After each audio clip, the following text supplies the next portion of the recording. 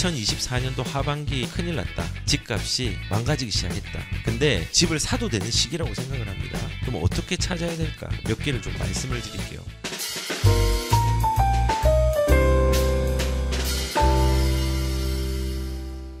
미국에서 빅컷을 했죠. 4년 만에 금리 인하 시대가 열렸다. 예. 지금 되게 오랜만에 이제 빅컷이 되면서 금리가 인하가 되었습니다. 그리고 여기에 대해서 아직 미국의 금리 인하가 끝난 게 아니라 아직 남아 있습니다. 그래서 앞으로 여기에 대해서 반응을 한은에서도 반응을 하겠죠. 한은은 난감할 겁니다. 왜냐하면 빅컷을 했는데 내가 세계적인 추세 자체가 금리 인하로 가고 있는데 나만 독고다이로 갈 수가 없잖아요. 그래서 이런 그 한은 같은 경우는 이런 난감한 상황들을 좀 가지고 있습니다. 가계부채에 대한 부분 때문에 집값이 아직까지 진정되지 않았다고 판단하기 때문에 요거를 어떻게 해야 될지 이 고민들을 계속하고 있습니다. 그런데 분명한 거는 추세를 따라갈 걸로 생각을 합니다.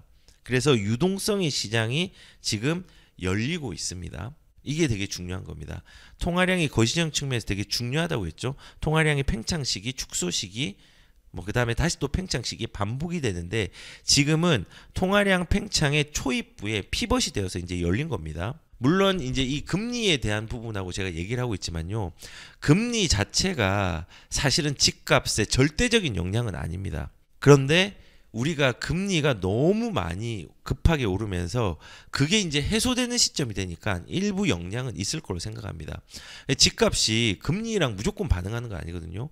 증권사에 계신 분이나 증권에 있는 분들은 금리랑 되게 예민하게 부동산에 적용을 해서 말씀을 많이 하시는데 한번 보세요. 우리가 금리가 집값하고 절대적인 영향이 있는 거 아닙니다. 2025년도에 10월 달부터 2028년도 7월까지 금리 인상 시기였습니다.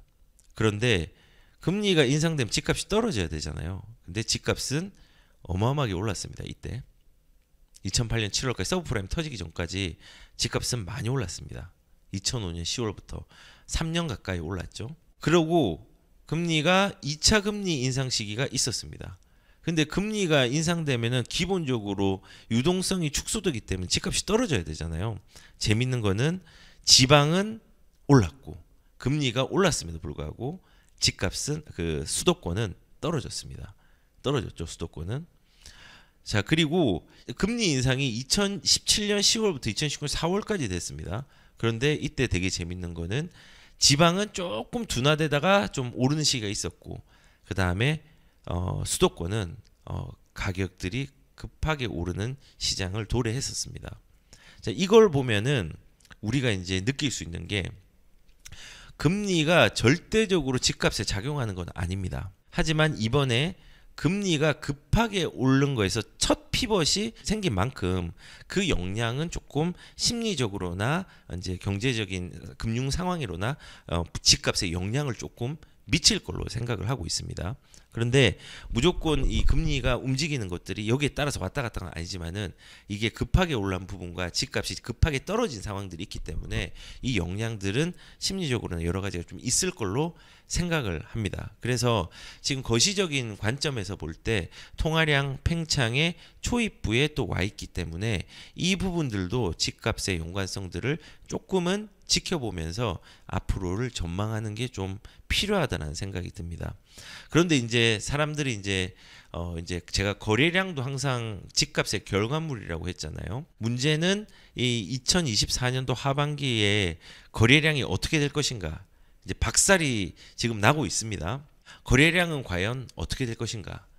아마도 지금 거래량 같은 경우는 이제 아까 초두에 말씀을 드렸지만요. 9월 1일부터 오늘까지 9월 23일 오늘까지 서울 기준으로 거래량이 664건이 거래가 됐습니다.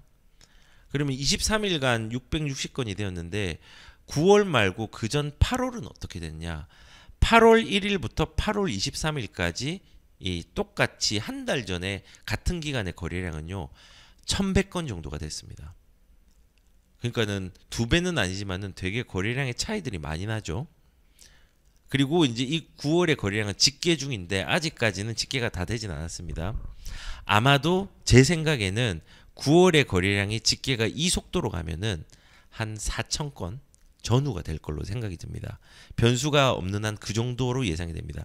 이 정도 수준이 어느 정도냐? 서울시의 평균 거래량이 5천 건에서 5,500건이 그냥 평균적으로 나와야지 정상적으로 거래가 되는 건데 이거보다 훨씬 더 못 미치는 상황이죠. 예, 그렇습니다. 그래서 9월은 그렇게 떨어질 것 같습니다.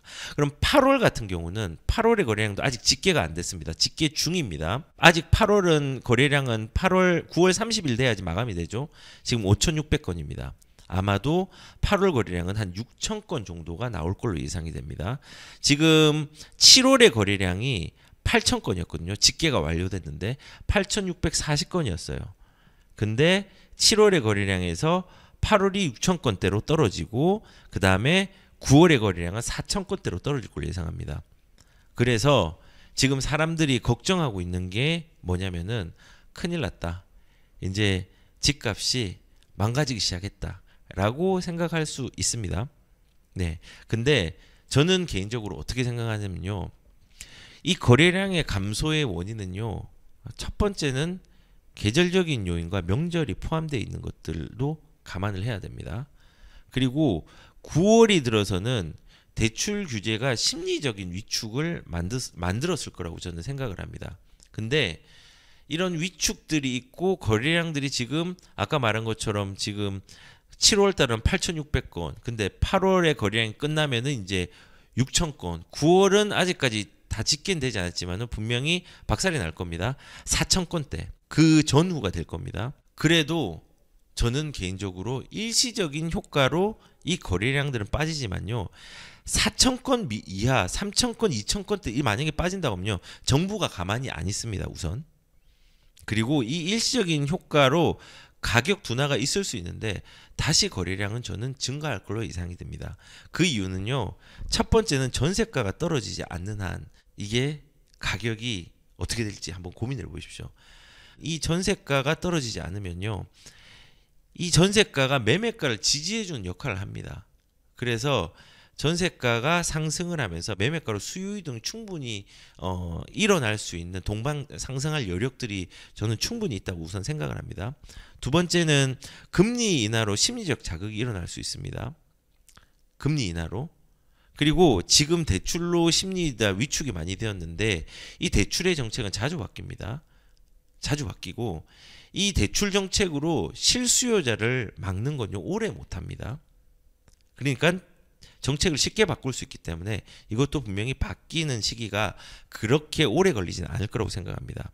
그리고 연말에 어떻게 되냐? 연말엔 대출이 잘 안 나올 수 있어요. 근데 당연한 거예요. 연말 되면 대출 잔액들이 늘 부족했거든요. 총량이 부족해서 대출이 연말 되면 항상 늘 나오지 않습니다. 많이. 근데 내년 초가 되면 또 리셋이 됩니다. 이제 대출이 또 잘 나오거든요. 그렇기 때문에 그런 부분들이 이제 하반기를 조금은 위축을 시킬 수 있지만은 이거 자체가 뭐 오랫동안 지속적으로 갈 수 있는 방향은 아니라는 겁니다. 그리고 마지막으로 우리가 이 집값이라는 것 자체의 하락폭이 사람들은 아직도 비싸다고 하지만요. 고점 대비해서 너무 급하게 떨어진 경우들이 많았잖아요. 그리고 2년 동안 이 바닥권을 유지했기 때문에 상급지가 올라갔잖아요. 그러면은 하급지의 물건들도 싸다라고 체감되는 시점들이 이미 도래했고 이 대출에 대한 방향성들이 조금은 바뀐다고 하면은 이제 하급지의 거래량들도 되게 많이 움직일 수 있는 여지가 있다고 생각을 합니다. 그래서 지금 제가 이제 우선 첫 번째로 부동산에 접근할 때는 이 통화량에 대한 부분들을 우리 상수로 여기고 거래량들이 집값의 결과물인데 지금 그 결과물들이 안 좋잖아요. 근데 안 좋은 원인을 살펴보니까 그 안 좋은 원인들이 정책으로 틀어막고 있는 거예요. 그리고 좀 이 틀어막은 걸 오래 가지 못한다는 부분들이 지금 유동성 시장이 금리로 인해서 열렸고 그 다음에 대출 정책은 자주 바뀌기 때문에 거래량이 더 박살나면은 정부에서 가만히 있지 않을 거고 집값이 중하급지는 저점이라는 부분들 전세가가 매매가를 올린다는 부분들 뭐 이런 부분들이 하방을 조금 어떻게 유지할지 저는 개인적으로는 오래 못 갈 거라고 생각합니다. 그리고 더불어서 공급 물량이 없습니다. 내년부터 많이 없기 때문에 아마 확실히 내년부터는 변화는 클 것 같고 하반기가 어떻게 될지는 좀 주목을 좀 해봐야 될 걸로 저는 생각이 듭니다. 그래서 지금 이런 거래량과 통화량들이 부동산 접근하는데 굉장히 중요한데, 그러면은 우리가 이런 통화량이 팽창하고 지금이 저는 개인적으로 집을 사도 되는 시기라고 생각을 합니다. 그럼 어떻게 찾아야 될까? 이제 이게 궁금하지 않습니까? 우선 제가 몇 개를 좀 말씀을 드릴게요. 일단은 집값은요, 이제 집을 접근할 때는 순서가 있어요. 저는 이제 어떻게 접근하냐면요, 일단은 지역의 가치들을 순위로 다 매겨봐요.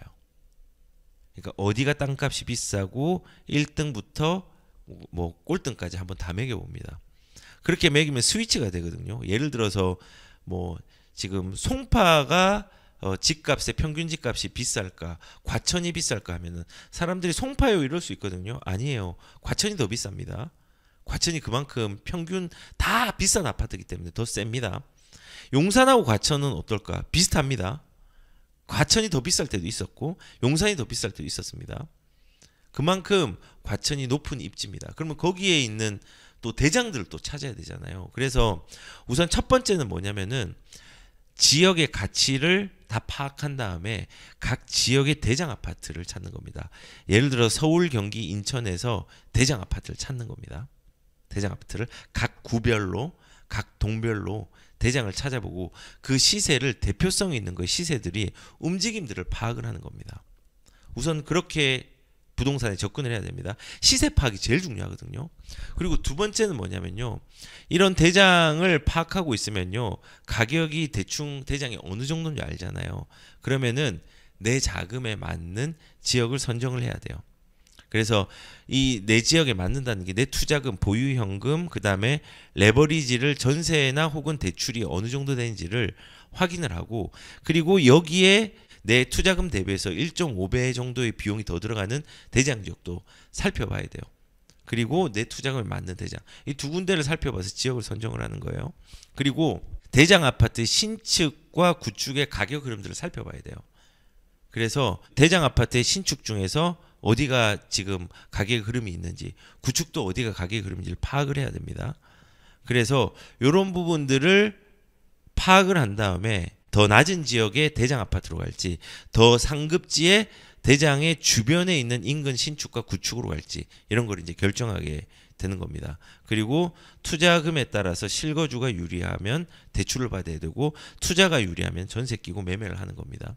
근데 이게 이론적으로 얘기하니까는 잘 모르겠죠. 그래서 이제 이런 거를 종합해서 저는 이제 이런 식으로 투자를 좀 방향성을 잡아야 된다고 좀 생각을 하는데, 예를 들어서 안산을, 뭐 경기도를 딱 이렇게 보니까는 내 현금이 1억 정도가 가지고 있어요. 1억 정도고 1억 초반으로 투자를 할 수 있을 것 같아요. 계산을 해보니까. 그 계산하는 건 이제 개인의 특성에 따라서 해야 되는데, 그래서 1억 초반으로 갈 수 있는 데가 뭐 시흥도 있고 몇 군데 있습니다. 근데 투자 가능성 있는 안산으로 이제 확정을 했어요. 그래서 안산으로 확정을 했다고 하면은 지금 안산도 타이밍상 좀 좋거든요. 자, 그러면은 이제 안산을 확정했는데 안산에서 대장을 파악해야 돼요. 제가 좀 문제를 내볼게요.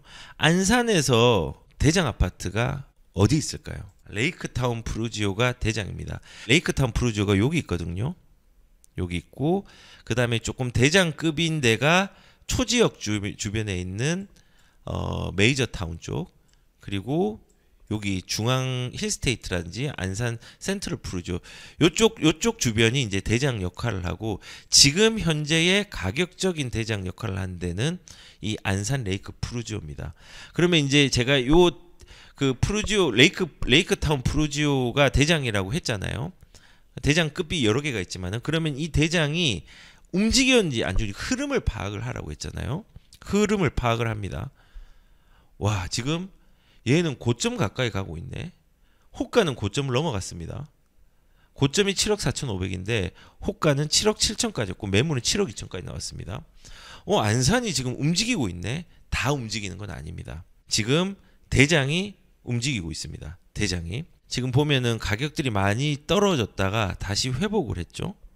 아, 대장이 움직이는구나. 그러면은 안산이 좀 싼 매물이 많으니까 이 대장이 움직였으니까 주변이나 비슷한 환경으로 가야 되겠다. 이제 이 판단을 해야 되는 겁니다. 그리고 내 돈은 1억 초반이 있습니다. 그러면은 아, 이 대장인데 얘는 지금 입지가 어떤가? 지금 옆에 보니까 신안산선이 있네. 지금 이거 공사 중이지. 한 3년 내에 이제 준공이 끝나겠지. 이제 판단을 하는 겁니다. 그리고 역세권이고 이 신안산선은 여의도로 가까이 갈 수 있는 아파트죠. 여의도로 갈 수 있는 여건이 마련되는데 와, 여기 물도 있네. 그리고 주변에 공원이 있네. 야, 여기 뷰 좋은 데는 굉장히 메리트가 있겠다. 그러면 얘가 대장인 이유가 나와요. 서울과 접근성이 가깝고 전망과 뷰와 인프라에 공원화가 되어 있는 부분들이 얘를 가격을 견인을 한 겁니다. 그래서 실질적으로 지금 시세를 보면은 30평대보다는 20평대가 더 좀 빨리 움직이고 있고 30평대도 좀 움직임이 있죠. 30평대도 움직임이 있습니다. 호가도 많이 올라오고 얘는 신고가네요. 그냥 고점을 찍고 있네요. 아예. 아, 그러면은 안산도 신축이 된다고 하면은 신안산과 공원에 대한 부분들이 있다고 하면은 여기도 좀 할만하겠는데 이제 그 생각을 하는 거죠. 이것도 이제 샘플로 보이드니까 꼭 이거 투자하라는 거 아닙니다. 그러면은 안산 레이크 프루지오만큼의 대장은 아니겠지만은 얘랑 비슷하게 흐름으로 갈 수 있는 구축은 뭘까? 이제 따져야 되는데 투자금은 좀 작게 들어야지. 나 1억 초반밖에 없으니까. 그러면 보자. 지금 그러면 신안산이 나간 데가 이 선부역, 초지역, 중앙역, 그 다음에 여기 어디죠? 여기 어디죠? 그 성포역. 여기가 핵심인데 요 네 개 중에서 괜찮은 구축들이 있을까? 비슷한 데가 어디 있을까? 공원을 한번 찾아볼까? 신안산을 따라가면서 초지역 괜찮네. 공원역도 있고 여기 인프라가 역도 가깝고 여기는 신안산뿐만 아니라 4호선하고 뭐 지금 서해선하고 분당선하고 뭐 지금 여기 이제 여러 가지가 들어오잖아요. 여기 괜찮다. 근데 얘도 이제 대장 아파트잖아요. 근데 여기는 투자금이 많이 들어가죠. 투자금이 얼마 들어갈까요? 초소형으로 초소형으로 간다고 하면은 5억대와 전세가 3억에서 3억 2천이니까 한 2억 정도 들어가겠네요. 근데 여기는 이제 평수를 조금 넓혀서 전세가 3억 4천, 매매가 뭐 지금 실거래가 6억 6천 대였고 6억대로 가면은 얘도 2억에서 한 3억 사이가 들어가겠네요. 아, 나 내 돈에 안 맞네. 그러면 또 어디서 여기 화랑유원지가 있네. 화랑호수가 있고 경기미술관. 여기 구축인데 되게 싸네. 신안산선은 어디 있을까? 이렇게 생각해보면 선부역. 그리고 초지역하고도 가깝네.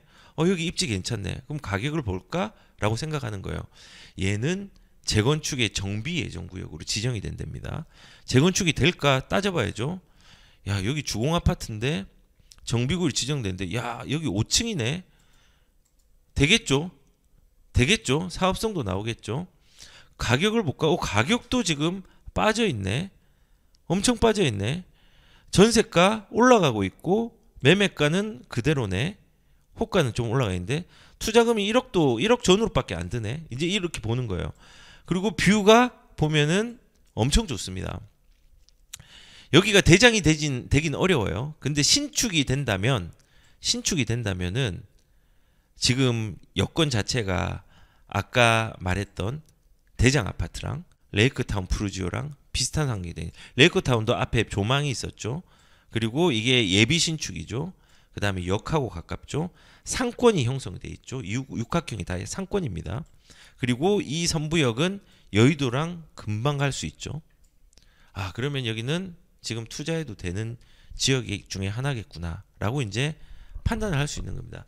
그리고 안산은 아직까지 여기도 가격이 덜 움직였으니까 내 투자금에 맞는 데를 이렇게 찾아가는 겁니다. 이걸 제가 비단 안산으로만 얘기했지만 안산도 이 지역뿐만 아니라 되게 많습니다. 지금 이제 슬슬 이제 움직임이 필요한 지역들이 이제 움직일 수 있는 지역들이. 그래서 말씀을 드리는 게 대장을 우선은 찾고 그 대장의 서열들을 다 알아야 됩니다. 그리고 그 대장의 서열들을 알면은 그 주변에 있는 가격들의 흐름까지도 파악을 하고, 그리고 내 돈이 맞는 것들을 이제 찾아야 되는 거예요. 요렇게 이제 찾을 수 있는 거예요. 그리고 대장의 요건들을 보니까 대장의 요건들이 지금 이런 공원 뷰라든지 역과 신축이었잖아요. 그러니까 조금 싼 예비 신축과 공원과 역과 상권들이 있는 데는 이런 대장만큼은 아니지만은 그 정도의 가치를 지닐 수 있는 역할을 하겠구나. 여기도 용적률이 되게 작습니다. 109%입니다. 요거 11단지 12단지 합쳐서 용적률이 조금 더 올라갈 수 있는데 요거는 투자금이 또 작게 들죠. 시기적으로 맞고. 그래서 요런 식으로 접근을 하는 겁니다. 여기를 투자하라는 얘기는 아닙니다. 내가 50억 가진 사람이 여기 투자하면 안 되고요. 내가 한 1억 정도 가졌는데 여건이 되면 할 수는 있지만은 한 5억 가진 사람이 여기 투자해도 안 됩니다. 그래서 나한테 맞는 거를 이렇게 찾으라는 말씀을 드립니다. 뭐 예를 들어서 뭐 군포도 예를 들어 볼까요? 군포는 대장이 이겁니다. 구축의 대장. 구축의 대장은 레미안 하이어스입니다. 하이어스 20평대 볼까요? 얘도 움직였죠. 예, 대장을 찾았어요. 각 지역의 대장을 다 파악하고 있어야 됩니다. 그래야지 이제 가능합니다. 투자할 수 있는 여건들을. 그리고 뭐 30평대도 조금 움직이고 있는 호가는 많이 올라갔고, 구축의 대장은 이거고요. 그 다음에 신축의 주상복합인데 대장은 힐스테이트 금정역입니다. 얘도 보면은 올라가는 여건들이 생겼네요. 네, 거래량들이 조금 이제 붙기 시작했습니다. 최근에. 예, 이것도 이제 2년이 지난 이후부터 이제 거래가 되기 시작하는 거죠. 예, 그리고 호가는 많이 올라가 있고. 아, 여기도 대장이 움직이는 거. 대장을 찾았습니다. 그러면은 얘의 원인은 GTX 때문에 많이 올라갔고, 그리고 대규모의 신축 아파트 형식, 얘는 신축 아닙니다. 구축이긴 한데 그래도 이 신축의 역할들을 지금 여기서 하고 있습니다. 워낙 신축이 없으니까 이 3본 신도시에. 그래서 이 레미안 하이어스, 그러면은 이 주변에 있는 구축들 중에서 역세권이면서 서울과 연결이 가능한 곳에 가격들의 움직임들을 보면은 움직이고 있네요. 움직이고 있어요. 그러면은 움직이지 않았는데 얘보다 조금 더 구축이거나 이슈가 없는, 얘는 이슈가 있어요. 선도지구 지정에 대한 이제 공모에 이제 응모하고 있는 그 아파트들이죠. 그러면은 여기서 요 주변에서 움직이지 않았던 가격들을 또 살펴보는 거죠. 여기 안 움직였네. 야, 한번 고민을 해봐야 되겠다. 이제 요렇게 이제 우리가 갈 수 있는 거죠. 요렇게. 그래서 우리가 이제 투자를 할 때 좀 중요한 건요, 이런 대장 파악이 진짜 중요합니다. 대장 파악이. 그리고 이 대장이 움직였다면은 이제 이 주변에 있는 아파트 구축 중에서 움직임이 없고 향후에 비슷한 환경이 만들어질 걸 고민해 봐야 되는 겁니다. 안산 같은 경우는 레이크타운이 많이 움직였죠. 그러면은 고점입니다. 고점. 신고가 가까이 갔습니다. 그러면 그 유사한 게 그냥 1억대로 갈 수 있는 게 군자주공 11단지였잖아요. 그런 식으로 투자를 대장을 찾는 게 우선순위고, 시세의 흐름을 파악한 다음에 그 유사한 환경이나 퍼질 수 있는 진보하는 아파트를 찾아가면요, 좋은 아파트를 발견을 할 수 있습니다. 예, 그래서 뭐 집값은 뭐 저는 개인적으로 단순히 양극화가 심화가 돼서 서울만 오른다, 강남만 오른다, 그거 아닙니다. 시장은 특정 지역만 움직이는 게 아니라 유기적으로 연결되어 있기 때문에 물론 격차는 있을 수 있겠지만은 내수 중에 상급지나 신축이 접근하기 힘들다면은 그 다음 타자를 매수하는 기다리는 투자가 지금은 필요한 시점이라고 저는 생각을 합니다. 그 의미로 투자를 할 때 대장을 파악하고 대장의 시세를 꾸준히 파악하다 보면은 그 주변에 내가 맞는, 내 재정에 맞는 어떤 투자처를 발견을 할 수 있고, 그 대장의 특성을 파악한다면은 그 주변에 투자할 수 있는 곳을 많이 발견할 수 있을 걸로 저는 생각이 듭니다. 그래서 저는 우리가 희망을 가지잖아요. 자산을 늘리고 그걸로 행복을 영위할 수 있는 희망을 가지는데, 그 희망은요 바로 엄습하는 게 아니라 단계가 있습니다. 스텝 바이 스텝. 자산의 증식의 단계를 밟아가는 투자를 하시면서 우리가 이 상급지를 잘 반응하고 대응하는 분들이 거기에 도달하는 분들이 좀 많아졌으면은 좋겠다는 생각이 듭니다.